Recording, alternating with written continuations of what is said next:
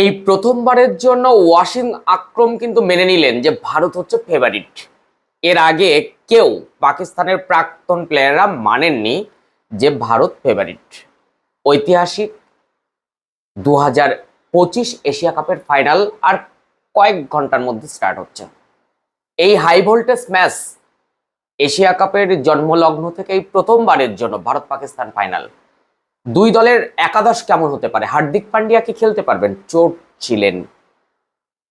এদিকে অভিষেক শর্মা তিনি কিন্তু সেরে উঠেছেন, তার খেলা নিয়ে কোনো সমস্যা নেই। অবশ্যই ভারতের ক্ষেত্রে কিন্তু গুড নিউজ রয়েছে, যেখানে হার্দিক পান্ডিয়া খেলতে পারবেন। কিন্তু ভারতের একাদশে কারা কারা বদল হতে চলেছে? ভারতের একাদশ কিন্তু বদল হতে চলেছে। পাকিস্তানের একাদশটা ঠিক কেমন হবে?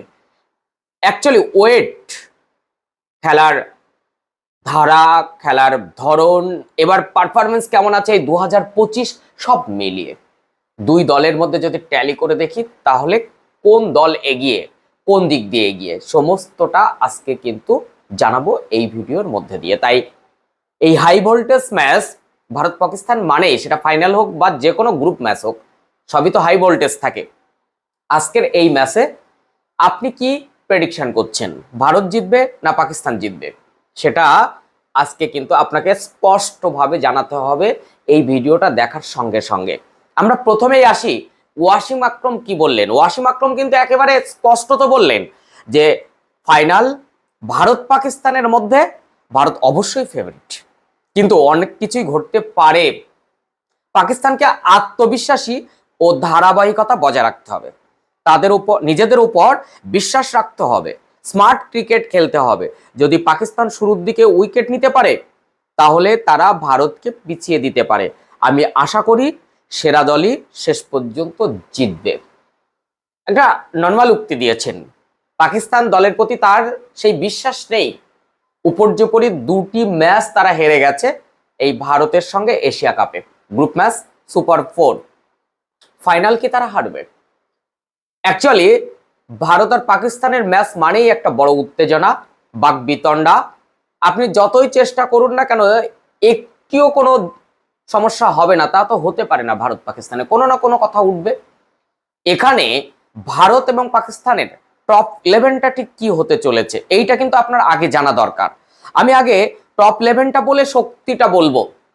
সেখানে পাকিস্তানের পক্ষে সাহেবজাদা, ফারহান ফখর জামান, সাইম আয়ুব, সালমান আগা ক্যাপ্টেন, হোসেন তালাত, মোহাম্মদ হারিস, মোহাম্মদ নওয়াজ, ফাহিম আশরাফ, শাহিন শাহ আফ্রিদি, হারিস রউফ আর আরবাব আহমেদ। এই যে একটা টিম, এই টিমের মধ্যে আপনি আগে বলুন যে এদের মধ্যে লোড কে নিতে পারবে? এই হাই ভোল্টেজ ম্যাচের যে চাপ, সেই চাপটা কে নিতে পারবে? দেখুন, এই যে টোটাল টিম, এখানে আমি 2 থেকে 3 জন প্লেয়ারকে বলবো যারা এই বিগ ম্যাচ ভারত পাকিস্তান সামনাসামনি এর আগে হয়েছেন এবং তাদের মধ্যে লোড নেওয়ার ক্ষমতা হয়তো সামান্যতম আছে। যেমন ফখর জামান, পোড় খাওয়া প্লেয়ার, ফলে তার একটা এইরকম হাই ভোল্টেজ ম্যাচে সে মস্তিষ্ক ঠিক রাখতে পারে। তাছাড়া এখানে আমি দেখতে পাচ্ছি শাহিন শাহ আফ্রিদি, সে কিন্তু এই রকম বড় ম্যাচের চাপ নিতে একটু হলেও পারবে। আর তার সঙ্গে যিনি স্বাভাবিকভাবে চাপ নিতে পারেন না, তবুও একটু যেহেতু ওল্ড প্লেয়ার, তাই আমি হারিস রাইফের কথা বলবো। তাছাড়া এই টিমগুলো যেভাবে তৈরি হয়েছে, সেটা পাকিস্তান হোক, বাংলাদেশ হোক, আফগানিস্তান হোক, শ্রীলঙ্কা হোক, সবার মধ্যে ট্যালি করলেও বাদবাকি প্লেয়ারগুলো পাকিস্তানের যারা, তারা কিন্তু ততটা অভিজ্ঞ নন। এইরকম হাই ভোল্টেজ ম্যাচে তারা এর আগে এতটা সম্মুখীন হননি। সেখানে আমি আবরার আহমেদকে একটু ধরবো এই লিস্টে। এবার আসবো যে ভারতের টপ 11 কি হতে চলেছে।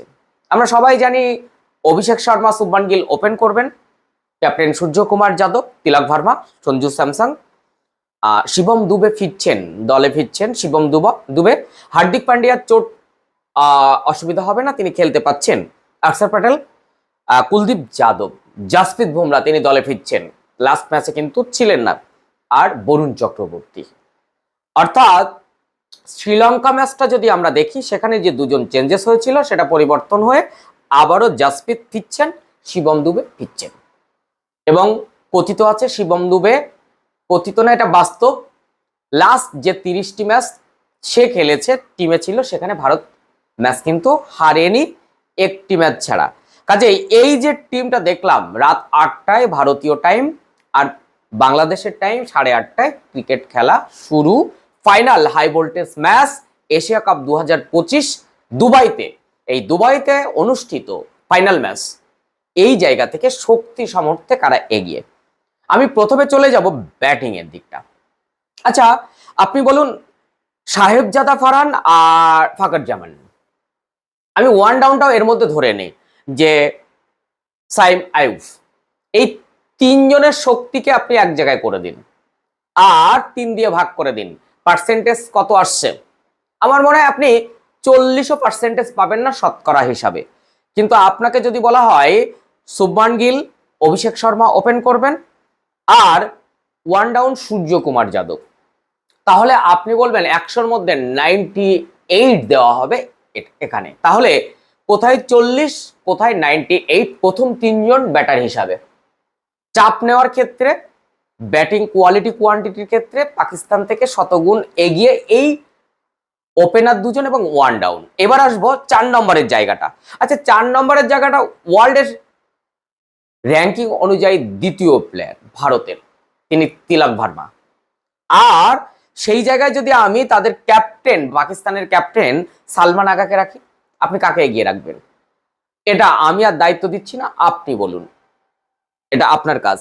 নেক্সট আমরা যদি তারপরে দেখি শিবম দুবে আর সঞ্জু স্যামসন, আগে সঞ্জু আজকে সঞ্জুর ব্যাটিং অর্ডারটা আগে আসবে, তারপর শিবম। এই দুজনের আপনি কত দিতে চাইছেন শতকরা? আর আমরা সেখানে যদি হোসেন তালাত আর সেখানে মোহাম্মদ হারিজের কথাই ধরি, তাহলে আপনি বলুন এই দুজনের মধ্যে কি ট্যালি করবেন? আসলে ট্যালি করার জায়গাটাই তো পাওয়া যাচ্ছে না। দেখুন খেলার ফলাফল কি হবে সেটা পরের ব্যাপার, কারণ খেলার ফলাফল সবসময় অঙ্ক দিয়ে পরিসংখ্যান দিয়ে হয় না। এবার আসবো আমরা হার্দিক পান্ডিয়া আর অক্ষর প্যাটেল, অলরাউন্ডার টপ গ্রেড। সেই জায়গা থেকে আমরা যদি মোহাম্মদ নওয়াজকে ধরি আর কাকে ধরবো, ফাহিম আশরাফকে ধরি, তাহলে অবশ্যই এখানে হাজারো গুণ এগিয়ে হার্দিক পান্ডিয়া, অক্ষর প্যাটেল। তাদের লোড নেওয়া, কোয়ালিটি কোয়ান্টিটিতে অনেক এগিয়ে। এবার আসবো অবশ্যই জাসপ্রীত বুমরাহ, একদিকে রাখবো শাহিন শাহ আফ্রিদি। কাকে এগিয়ে রাখবেন? এই টুর্নামেন্ট অনুযায়ী প্রায় সমান সমান রাখবেন। আর টোটাল জায়গাটা যদি ঠিক করেন তাহলে জাসপ্রীত বুমরাহ হাজার গুণ এগিয়ে, কারণ ওয়ার্ল্ডের প্রত্যেকটা দল তাকে ভয় পায়। তবে আজকে বলে রাখছি এই দুজন আজকে কিন্তু কাজে লাগবেন, তবে জাসপ্রীতের কাজে লাগার চান্সেস অনেক বেশি। তার কারণ এই টুর্নামেন্টটা তার খুব নামের পাশে সুবিচার হয়নি, তাই আজকে কিন্তু সেটা পুষিয়ে দেওয়ার চেষ্টা করবেন। এবার আসবো কুলদীপ যাদব আর বরুণ চক্রবর্তী। আমি কুলদীপ যাদবকে আগে নিয়ে আসি। আর কুলদীপ যাদবের সঙ্গে আমি আবরার আহমেদকে, ওই যে মনে আছে, এই দুজনকে যদি আমি ট্যালি করি তাহলে আপনি কাকে কত দেবেন? কুলদীপ যাদবকে আপনাকে 100-তে 98 দিতে হবে, সেখানে আহমেদকে আপনি কত দেবেন? 50 দেবেন। আমি ধরে নিলাম ভালো, যদিও এই টুর্নামেন্ট তার ভালো যাচ্ছে না। এইবার আমরা বরুণ চক্রবর্তীর সঙ্গে, যদিও ওদের স্পিনার একজন কম, কারণ টপ গ্রেড নেই, তো সেখানে আমি হারিস রাউফকে ধরলাম। ম্যাচ জেতানোর ক্ষমতা কার বেশি, কে বেশি উইকেট বলে বলে তুলতে পারে? হারিস রাউফ তো 6 মারা বা 6 খেতেই পছন্দ করেন। কিন্তু কুলদীপ যাদব, সরি বরুণ চক্রবর্তী আর হারিস রাউফের মধ্যে আপনি কাকে কত দেবেন, এটাও আপনার দায়িত্ব। তো আমরা মোটামুটি একটা পরিসংখ্যান অনুযায়ী ক্লিয়ার করলাম। তাতে যা দেখা যাচ্ছে দুই পাশে যদি এক জায়গায় করি, তাহলে যেহেতু এটা ভারত পাকিস্তানের ফাইনাল, টান উত্তেজনা, তাই আমি 40 পাকিস্তানকে জোরে টেনে টুনে দিচ্ছি আর 60 দিচ্ছি ভারতকে। এইরকম এক পরিস্থিতি, এইরকম একটা হাই ভোল্টেজ ম্যাচ, ফলাফল যে কোনো দিকেই ঘুরতে পারে। হঠাৎ করে একদিন দারুণ খেলে শ্রীলঙ্কা জিতে যেতে পারে, দারুণ খেলে আফগানিস্তান জিতে পারে, বাংলাদেশ জিতে পারে, পাকিস্তানও তেমনি জিততে পারে। কিন্তু 10টায় এই যে পরিসংখ্যান দিলাম যদি বিচার করা হয়, তাহলে প্রত্যেক দলের ক্ষেত্রে ভারত কিন্তু 9টাতে জিতবে।